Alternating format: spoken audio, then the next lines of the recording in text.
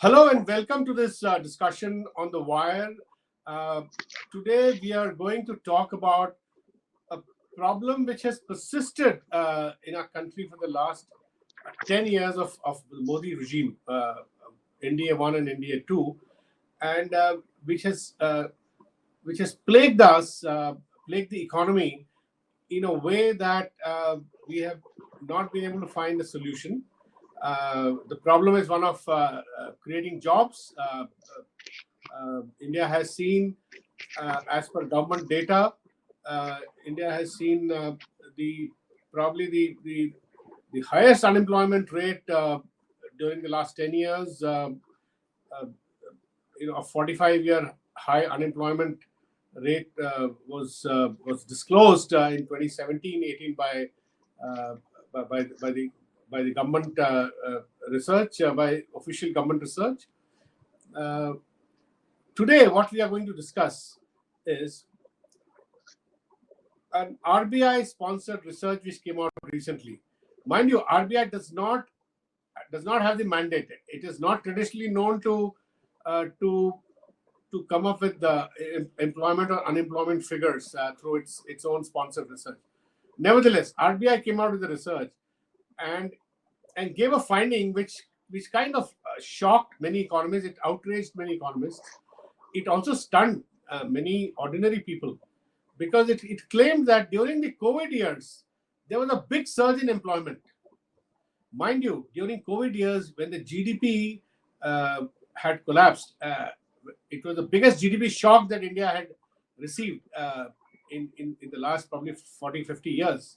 Uh, and during that period, the RBI research claims that there was a big increase in employment, and new employment of 2 crore plus was created in 2021 and 21-22 in these two COVID years. Mind you, when all of us, uh, factories were shut, construction was completely uh, shut down, the country was shut down, the manner of lockdown that was implemented. We are all witness to it. And yet, the government, the RBI sponsored research, which of course is very pleasing to the Modi government, claims that employment surged during COVID years. 2 crore new employment in each of the 2 years, 2021, 21, 22. And mind you, 2 crore employment was a big promise that Prime Minister Modi had made in 2014, which was a promise which was never fulfilled, even by BJP's own admission, never fulfilled. But suddenly it seemed to have been fulfilled during COVID years. So before that also, and COVID years, and leading up to 23-24, the previous fiscal year, where a stunning figure of 4.6 crore of new employment in 1 year is being claimed. Now, I don't know whether people believe this. Many economists that I've spoken to have expressed complete skepticism. In fact, one economist who was part of the Prime Minister's Economic Advisory Council, not anymore, told me that you send the entire Indian population to rural areas, do complete ruralization of the economy, and then you can claim 100% employment, because in rural areas, whether you spend 1 hour or 2 hours looking at the fields, agriculture, you're considered as employed. So anyway, some of these methodological confusions, deliberate in my view, which you will, and you'll find some of these claims in the upcoming economic survey and in the budget, because this government continues to spin stories which nobody believes. So to analyze this, we have India's foremost labor economist, Santosh Mehrotra, with us. I thought no one better than him to talk about this huge claim, which doesn't seem to have a basis.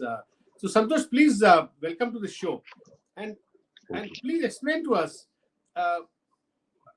what was your first response when you saw this RBI sponsored research, which said that massive employment surge has happened, in the last 3, 4 years, 5 years, which includes the COVID years. and leading up to 23-24, where they claimed 4.6 crore new employment was created.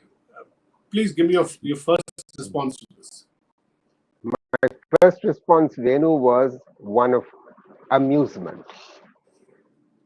It was, in fact, complete amusement, given the fact that this is consistent with the narrative that the government of India has attempted to build, and its economists have attempted to build, despite that narrative having zero credibility, as I think has been shown unmistakably in the way the young voted this time around. Sure. So let me elaborate. The question marks arose immediately for the obvious reason that, in a sense, you were already hinting at, that starting 2020, the economy actually contracted, and it contracted in FY21 by twice as much as the global economy contracted, right? And please remember, this was coming on top of a gradual slowing which was happening from 17 onwards, 2017 onwards. Every quarter, the growth rate had slowed. So, despite the recent bump up in the growth rate, I'll come back to the jobs in a minute, but I think it's very important to set the context that despite the bump up in the growth rate in the last year, what you've actually seen is that in the 10 years of the Modi government, the growth rate has not exceeded on average 5.8%. By contrast, between 2004 and 14, when non-farm jobs were being created at the rate of 7.5 million new non-farm jobs, 7.5 million new non-farm jobs, then the growth rate was 7.8%, a full 2 percentage points higher. Yeah. So when this news came, it was obvious that anyone who has any understanding of the periodic labor force survey put out by the NSS was stunned. Now, the real issue then arises, how can RBI, this prestigious organization of the government, put out the research of other people as its own, when in fact all it has done is to fund this? And in any case, the CLEMS project, which was done by people outside of RBI, are in any case using the NSO's periodic labor force survey. Yes. And the interesting point is that the periodic labor force survey, henceforth I shall call it PLFS, shows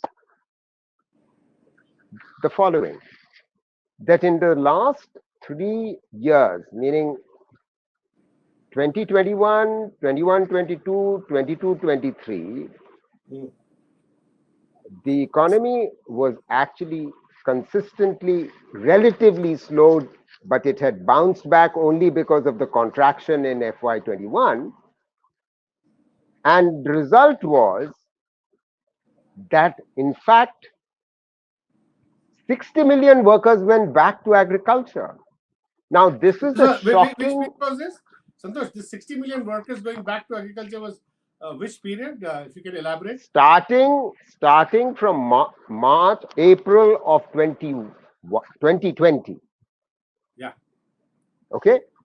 So since March 2020 till the middle of 2023, over that three-year period, 60 million, meaning 6 crore workers were added to agriculture, partly because of reverse migration, which continued, and that number has not dropped, and partly because millions new women rejoined agriculture. So there's been a massive increase of women in the labor force, but that's not real jobs, because women joining, they always join as unpaid family labor, a subject we've discussed earlier.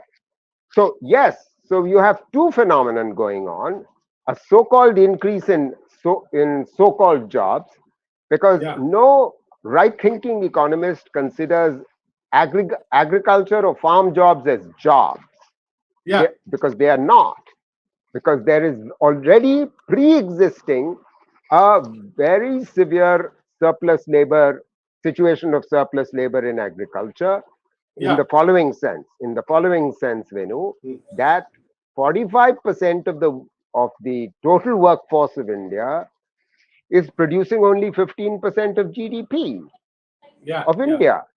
That means it's extremely low productivity. No one wants to be in agriculture. The Yeah. young certainly don't want to be, and they all want to Yeah. leave.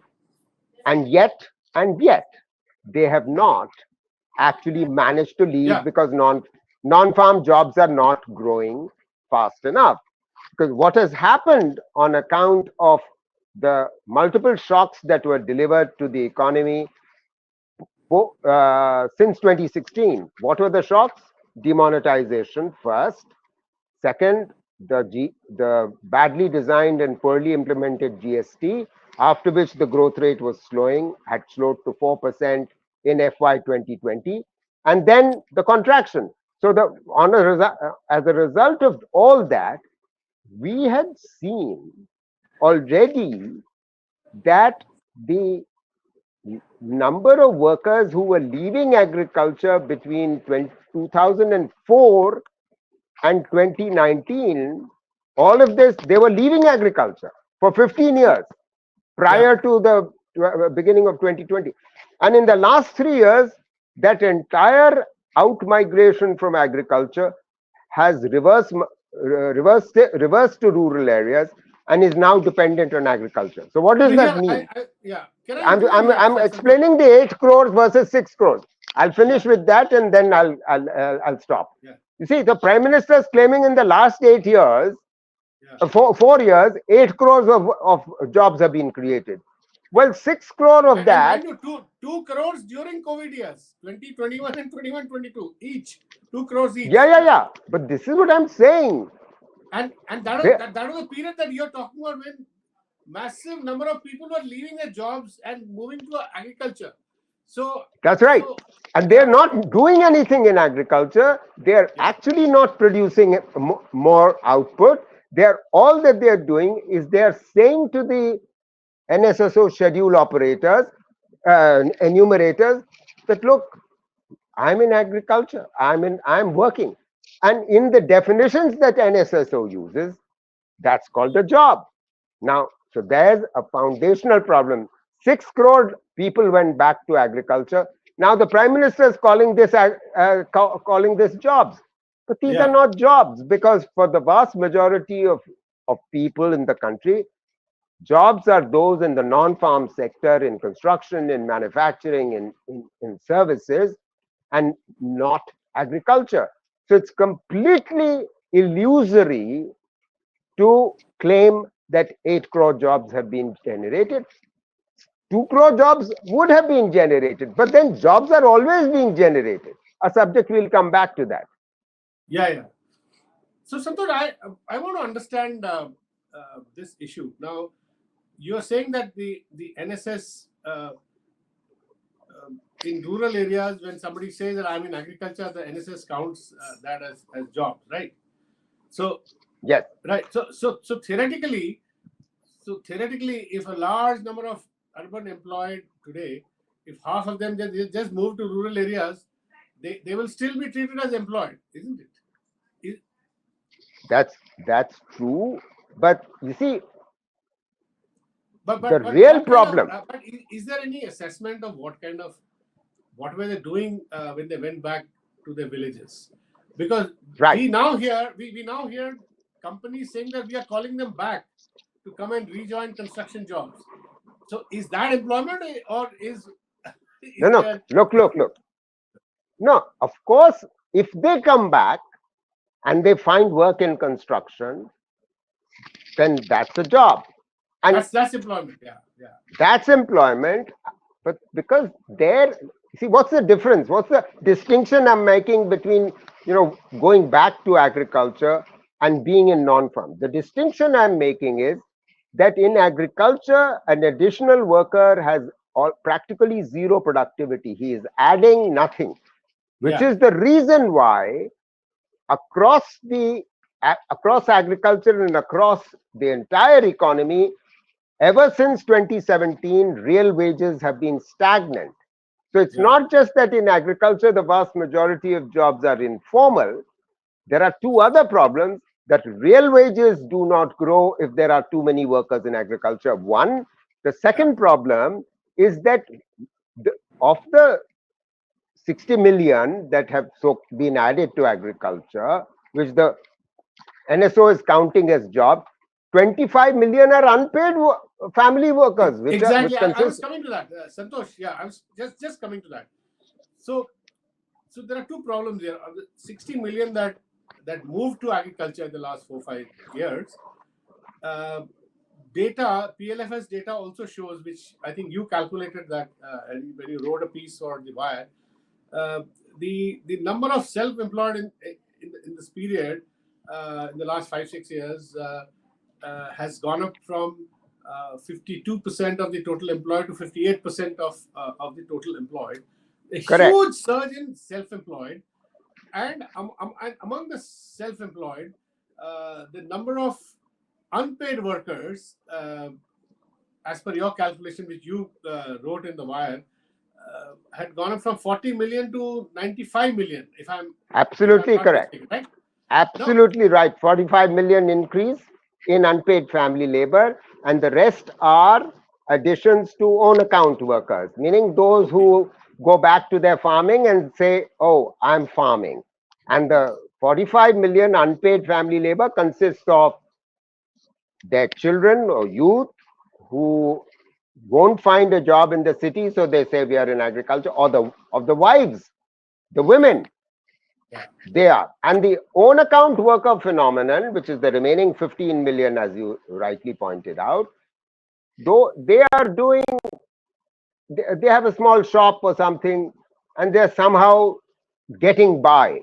And yeah, yeah. you see, let's just remind ourselves, since you use Santosh, the category I want self-employed. No, just one. one sentence. Venu, just one sentence, uh, which is clarifying what you were saying. Self-employed, across the ILO definitions as well as in the Indian definition, consists mainly of two categories of workers: own account workers and unpaid family labor. And then there's a very small category got employers. So Yeah, yeah, if there is a significant increase in this worst kind of employment that is available in the country, and uh-huh, if the prime minister and the government thinks that this is real genuine employment, despite the fact that they have left work in the cities yeah, which was paying reasonable wages, all yeah. of that is now fetching only a very poor nominal wages. Yeah, Venu. So no, I'm asking you is, Santosh, you told me that ILO does not, in 2013, ILO kind of told many countries that The unpaid world. workers should not be treated as employment, right? Now, given the number of unpaid workers that exist in India today, what proportion will they be of the total employed? I just want our audiences to understand the enormity of the problem, because if the total employed is about say 500 million, and the unpaid workers are about, as per your calculation, 95 million, then they Well, form a clearly, huge proportion of the total employed, isn't it? of course, it's 20% plus of the Yeah, entire workforce. That's 20% plus. And that's what shows very clearly that it has their working in agriculture has not raised their incomes. If anything, their average incomes have remained stagnant. And they know the tragedy is, and the other data coming out from the National Account Statistics is telling us the following: that the savings rate has fallen throughout the country and yeah, consumption is compressed. Now, yeah, if consumption is compressed as a proportion of GDP to its lowest level ever, yeah, that suggests very clearly that it is consistent with a situation where the growth rate is nowhere of the economy is nowhere close to what is claimed to be the growth rate. Yeah, Because what we have is a growth rate being claimed of 8%, while the consumption growth is happening only at 4%. Now, true. the 4% growth, a half of the growth rate in the GDP, suggests clearly that most of the so-called increases in incomes resulting from this GDP increase are flowing to the owners of capital, to the big industrialists. Yeah, Because we also know, Venu, and as has been demonstrated in recent release of data by the NSSO, of the unorganized sector. We yeah, now know, quite recently released data all the way for 21, 22, all the way up till 22, 23. yeah. And the important and interesting point here, Venu, is the following, that the government had and the NSSO had not released data, although they were collecting they were doing these surveys ever since 1920. They've only released the data for 21, 22 and 22, 23 after the election results came out. Okay, they were doing And it for 2019, 20, and they released. 1920 they did it. I think they paused in 2021, but they then resumed obviously in 21, 22 and 22, 23. The last 2 years they've released. The first So year this they've still you're not. suggesting that the survey of unincorporated enterprises, which could include micro, small, and medium enterprise, small enterprise, right? Now this survey also shows that during the last several years, while the number of units has grown, the employment has actually declined. So in a way, it doesn't square with the RBI research claim You're that you're that abs- employment has surged in the last 3-4 years, because the exactly. unincorporated enterprise survey shows that employment has actually declined during the last many years. So how do you reconcile these two sets of data? It's fairly straightforward. I'll explain this as to how you reconcile this. You see, the fact of the matter is that we have two other surveys about the unorganized sector, and I have analyzed all those from the two earlier surveys are 2010-11, and then 5 years later, 2015-16. Yeah. Now, the important and interesting point, Venu, is the following, and that's as follows, that we know that between 10-11 and 15-16, when the economy was doing quite well, the jobs that were being generated by these micro, small, and medium enterprises and the unorganized sector were growing significantly. Let me explain. So, I'll cite some numbers before we continue. Yeah. So, for instance, the number of workers between 2010 and 2015-16 in the unorganized enterprises survey, the same survey that this government has recently released, grew over that 5 year period from 108 million to 111 million over a Yeah. 5 year period. That means jobs were growing.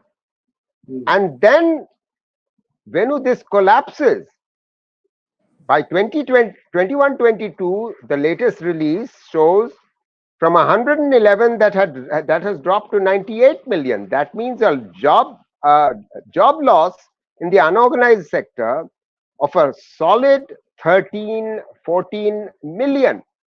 How Okay. over a 6 or 7 year period? What does that mean? It means that the impact of the demonetization, impact of the GST was massive. We know, as I have discussed, the growth rate was falling, and that continued through to COVID wave 1, COVID wave 2, the result is that some 14 million jobs are lost. And now what the government is claiming on the basis of the recent data, oh, that look, in 22-23, the number of workers in the unorganized have actually jumped back up to 109 million. That's hardly any increase of about 1.5 million over a 7-year period from 15-16 to 22-23. Now, what am I trying to say? No, hear me out. Last sentence. Hear me out. The point is, what we are seeing here is that while these number of workers were increasing sharply between 10-11 and 15-16 in the unorganized sector, they have not increased at all in the last 7 or 8 years. If anything, they have dropped. That's what you were saying. I know, but then exactly if you want to go by what you're saying, then how is the RBI research claiming that 8 crore new jobs have been created in the last 6, 7, 5 So this is what I'm coming to. I'm coming to that, Venu. 8 crores, 80 million, right? Yeah. This is what I'm trying to say. You see, the point here, Venu, is the following. That the government's claim and the RBI's claim is, oh, the economy has recovered in the last 2 years, so we've gone back to square one and we are doing brilliantly. What they are ignoring is the job losses that took place all the way till 21-22, and they have just climbed back up in the last 1 or so year. Now, that doesn't resolve the problem of the fact that there were massive losses all the way till 21-22. Let me interrupt you here. The RBI report does not claim, of course, it claims that the jobs have recovered in the last 2 years, but equally it claims that during COVID years, 2 crore, 2021 and 21-22, 2 crore each in each year jobs were created. And you're right. We all know, Santosh, you're right. During the COVID year, and they claim, let me complete, and they claim that probably in the health sector, I mean, they concede that the economy was down, GDP was, GDP had kind of collapsed, but in the health sector, people had started working. Now, where is the evidence that in the health sector jobs were getting created? Because as far as we know, all those who went to the villages, back to the villages, were probably helping the families deal with dead bodies which were being floated across the Ganga, and probably taking people to hospitals where facilities were not clearly available. Now, would that count as employment? I'm very puzzled. No. Let me explain. You see, I've already explained 75% of the last 4-year increase of 8 crore being accounted for by 6 crore increase in agriculture. So now I just have to explain the remaining 2 crore, right? So the remaining 2 crore consists of some increase that has occurred in 21-22 and 22-23, as I've just been saying, in the unorganized sector. And this is in poor quality traditional services. You're right. Some of it will be in urban city, private sector, health services, absorbing more people. IT and ITS absorbing more people. And such like. Tourism, as it revives, absorbing some people. Yeah. What one is saying is that in the last 2 years of the last 4, the most recent of the last 4 would account for these increases in the services sectors that you are talking about. So that's, I'm not saying, no one is saying jobs have not grown in the services sector. But the point is, that's the major point, that first of all, they've not grown at anywhere like the rate that they are claiming. First, the second, that the jobs are of extremely poor quality, whether in urban areas, because the vast majority are still in the unorganized sector in urban areas, and in rural areas, they're concentrated in agriculture. So across the board, where the jobs have happened, would be, I think, regarded as quote unquote jobs of a very low productivity. And that's why earlier I was saying real wages across agriculture, construction, services, manufacturing have remained stagnant. Now, last point, and then I'll come back to you. It is true that if you look at the recent unorganized enterprises survey of the NSO, we know that it's manufacturing which has suffered most in Yeah, this 7 or 8 year period. It's true that trade and some services have grown, but yeah, that's so small, the trade and services, that it doesn't counteract or sorry, offset the huge losses in, on the one hand, manufacturing, and the huge losses generally, which have resulted in reverse migration and adding to agriculture. That's the sure. point.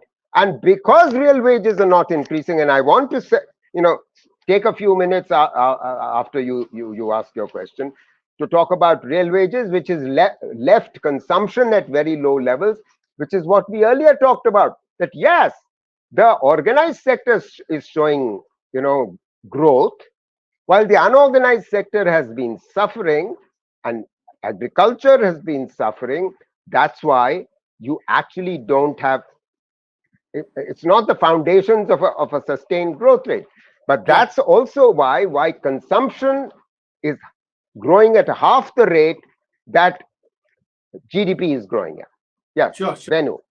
And the other thing, Santosh, I would like to point out here is, if as per the RBI research claims, if in 22-23 new employment was 4.6 crore, right? Then why is the Maharashtra government last week, why has it announced that dole of 10,000 rupees per month to graduates, diploma holders are. Now the point is the government obviously is aware that there are no jobs around, and they are aware of the jobs crisis, which is visible to all of us. Of course. I mean, you saw the visuals of in Gujarat, someplace where Absolutely. one hotel job caused a stampede there, and you, for any single post that in Mumbai, I'm told Air India advertised for a few posts, and there were 25,000 people that were stamping there. So so so the point is, and coupled with that, as you said, real wages. The PLFS survey clearly showed that wages in real terms have actually declined 15-20% between in 5 years, between 2017 and 2022-23, right? So there is a crisis staring at us, and I do not believe that any amount of window dressing or creating these narratives will work anymore, because, as you said, the political economy is such that everything is now out in the open.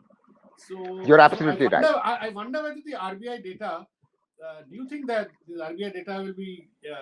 Although Prime Minister Modi has repeated the RBI data somewhere, claiming that the jobs have actually been created in the last 3 years. Do you think that the government will sort of use this in the economic survey and budget speech, and work accordingly? Work on the assumption that jobs have been created.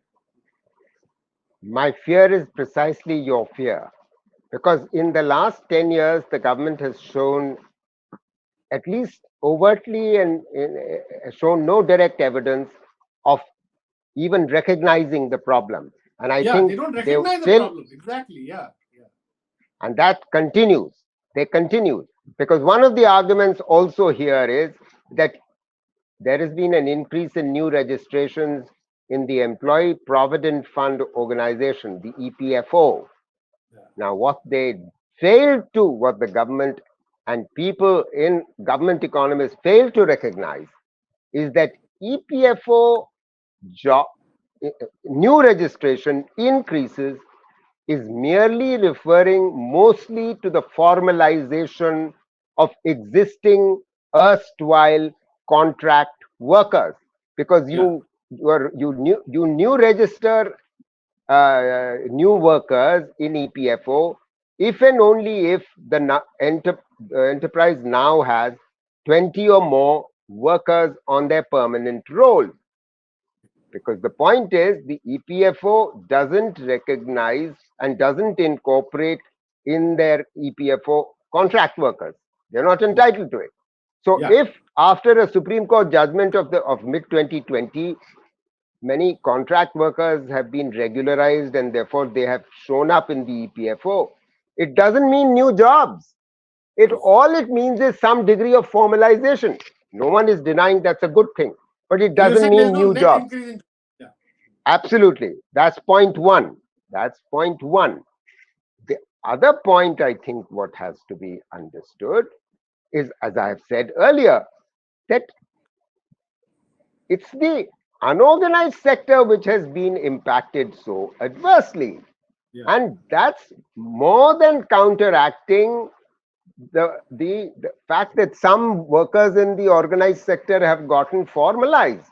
I mean, it's not that the share of informal workers, that means those workers without any pension benefits or death and disability insurance, has risen.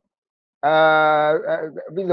fact, if anything, that so 91% of our workforce of 570 million in 2022-23 are without this social insurance, social security. Yeah. 91. And that has not changed in the last 10 years at all. That's what the PLFS data is showing. If that is not changed, then even the EPFO formalization is just a blip on the radar. It's just literally a blip on the radar, and it is misleading to talk about it. And I keep coming back to my earlier point. The fact of the matter is that if these were real jobs, as they were real jobs between 2004 and 14, then real wages should have been increasing as the real wages were increasing between 2004 and 14. And Yeah. because real wages were then increasing, poverty fell by the Tendulkar poverty line. 140 million True. people rose above the Tendulkar poverty line. True. True. You have no such evidence coming out of the recent this consumption expenditure survey that I know. NSA Yeah. put. That's a separate discussion, Santosh. So That's right. I'm just saying, I'm just piecing together various I bits know. of I know. Yeah. evidence. Yeah. There's a Low wages because lot of of no facts which. jobs. That's right. Low consumption, and hence you are in a situation where poverty has not come down. That's Yeah. the point Yeah. I'm Correct. making. I'm connecting all these things. Correctly. Yeah.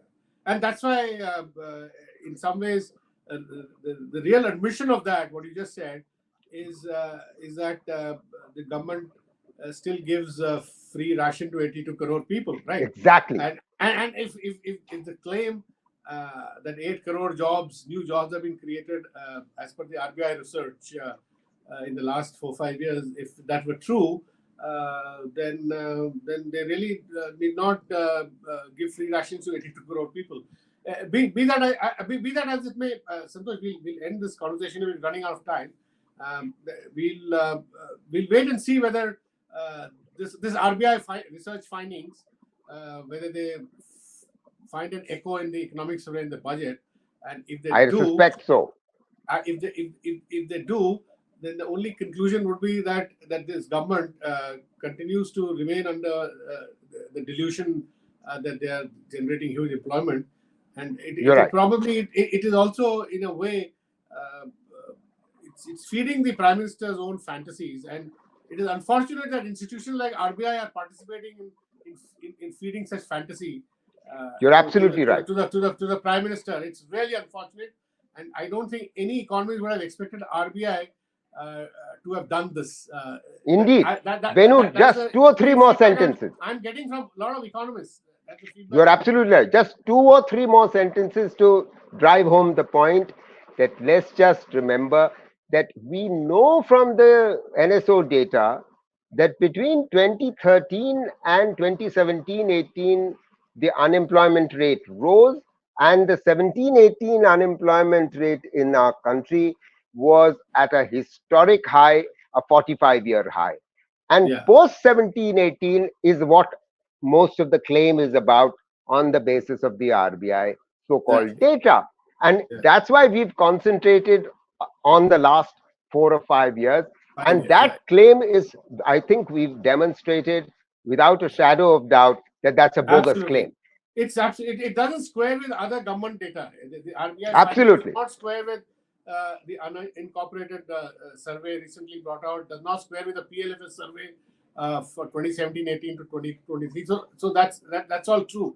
So let's hope, let's wait for the budget, and then maybe we'll resume this discussion. Thank you for being with us, Santosh. Thanks.